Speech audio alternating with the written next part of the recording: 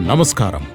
భారత ఎన్నికల కమిషన్ గత 6 నెలల్లో ఎన్నికల ప్రక్రియను సులభం, నమ్మదగినది, పారదర్శకంగా మార్చడానికి 28 కొత్త చర్యలు చేపట్టింది.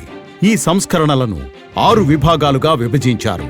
రాజకీయ పార్టీలతో భాగస్వామ్యం, వ్యవస్థల స్వచ్ఛత, సాంకేతిక వినియోగం, ఓటర్ల జాబితా ఖచ్చితత్వం, ఓటు వేయడంలో సౌలభ్యం, సామర్థ్య అభివృద్ధి. ఈరోజు సిరీస్లో మనం ఎపిక్ అంటే ఓటర్ కార్డుల వేగవంతమైన డెలివరీ గురించి తెలుసుకుందాం. ఎన్నికల సంఘం కొత్త చర్యల ద్వారా ఇప్పుడు ఓటరు కార్డులు కేవలం 15 రోజుల్లోనే ఇంటికి చేరుతాయి.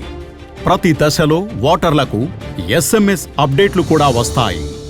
అందరికీ ఓటు హక్కు సులభంగా, సౌకర్యవంతంగా ఉండేలా ఎన్నికల సంఘం నిరంతరం కృషి చేస్తోంది.